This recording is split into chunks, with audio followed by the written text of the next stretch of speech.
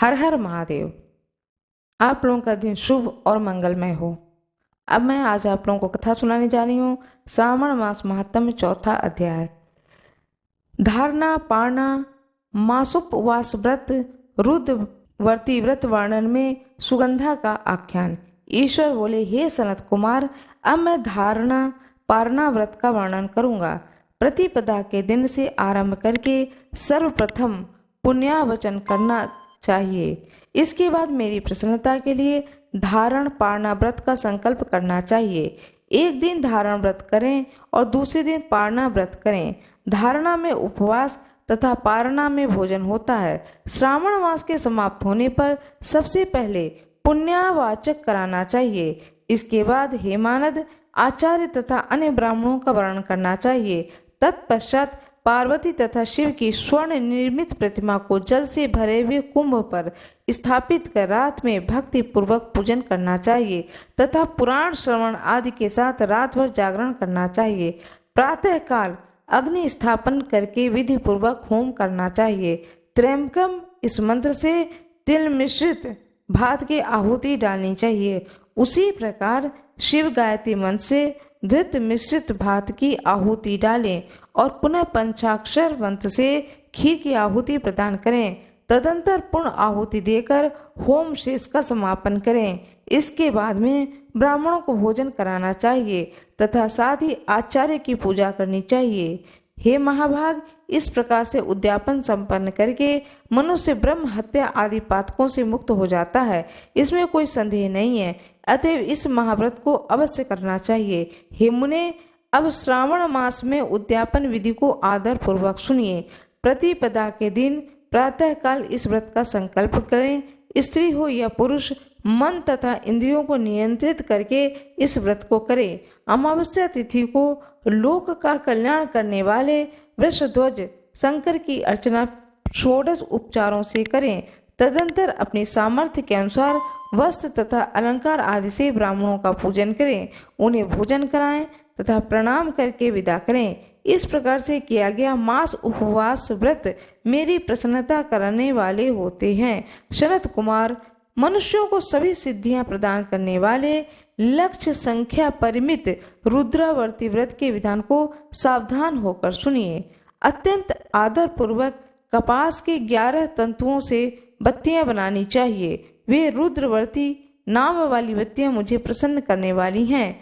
मैं श्रावण मास में भक्ति पूर्वक D1 के देव गौरीपति महादेव का इन 1 लक्ष संख्या वाली बत्तियों से नीराजन करूंगा। इस प्रकार श्रावण मास के प्रथम दिन विधि पूर्वक संकल्प करके प्रतिदिन शिवजी का पूजन कर 1000 बत्तियों से नीराजन करें और अंतिम दिन 71,000 बत्तियों से नीराजन करें, अथवा प्रतिदिन 3000 बत्तियां आदर पूर्वक अर्पण करें और अंतिम दिन 13,000 बत्तियां समर्पित करें, अथवा एक दिन सभी 1,00,000 बत्तियों को मेरे समक्ष जलाएं।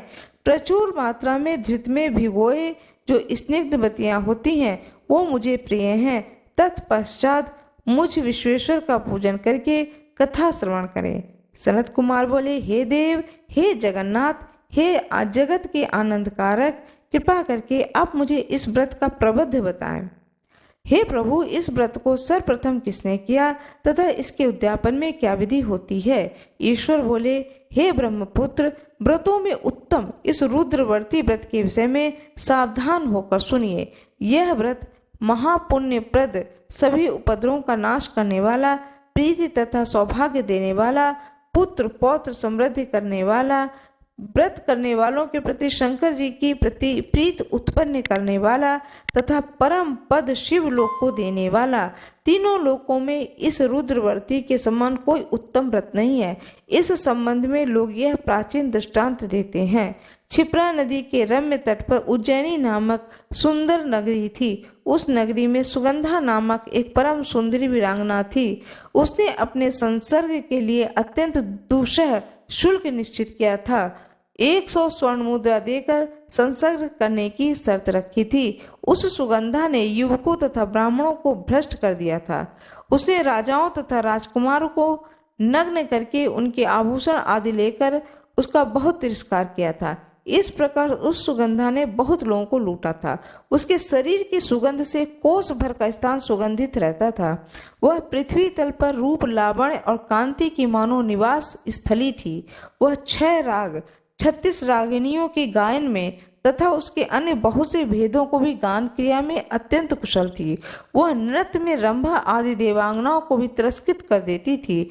वह अपने एक एक पग पर अपनी गति से हाथियों तथा हंसों का उपहास करती थी।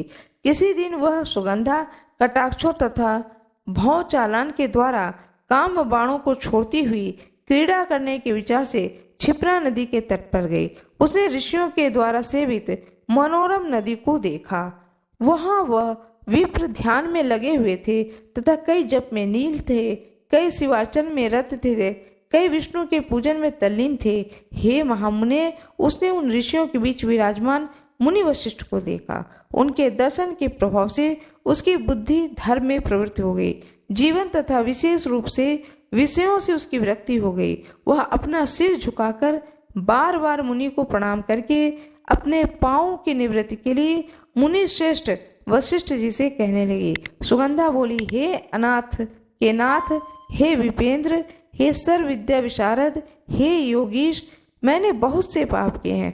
अतः हे प्रभु, उन समस्त पापों के नाश के लिए मुझे उपाय बताएं। ईश्वर बोले, हे सनत कुमार। उस सुगंधा के इस प्रकार कहने पर वे दीन वत्सल मुनि वशिष्ठ अपनी ज्ञान दृष्टि से उसके कर्मों को जानकर आदर पूर्वक कहने लगे। वशिष्ठ मुनि बोले, तुम सावधान होकर सुनो। जिस पुण्य से तुम्हारे पाप का पूर्ण रूप से नाश हो जाएगा, वह सब मैं तुमसे अब कह रहा हूँ। हे भद्रे, तीनों लोकों में विख्यात वाराणसी में जाओ। वहां जाकर तीनों लोकों में दुर्लभ महान पुण्य देने वाले तथा शिव के अत्यंत प्रीतिकर रुद्रवर्ती नामक व्रत को उस क्षेत्र में करो। हे भद्रे, इस व्रत को करके तुम परम गति को प्राप्त करोगी। ईश्वर बोले, तब उसने अपना धन लेकर सेवक तथा मित्र सहित काशी में जाकर वशिष्ठ के द्वारा बताए गए विधान के अनुसार व्रत किया। इस प्रकार उस व्रत के प्रभाव से वह सशरीर उस शिवलिंग में विलीन हो गई। हे सनत कुमार, इस प्रकार जो स्त्री परम दुर्लभ व्रत को करती है, वह जिस जिस अविष्ट पदार्थ की इच्छा करती है, उसे निसंदेह प्राप्त करती है। हे सुव्रत, अब आप माणिक्यवर्तीय का महात्म्य सुनिए।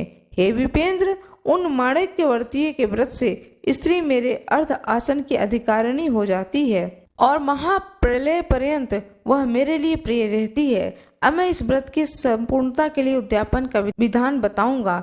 चांदी की बनी हुई नंदेश्वर की मूर्ति आसीन सुवर्ण में भगवान शिव की पार्वती सहित प्रतिमा को कलश पर स्थापित करना चाहिए और विधि के अनुसार पूजन करके रात में जागरण करना चाहिए। इसके बाद प्रातःकाल नदी में निर्मल जल में विधि पूर्वक स्नान करके 11 ब्राह्मणों सहित आचार्य का वर्णन करना चाहिए।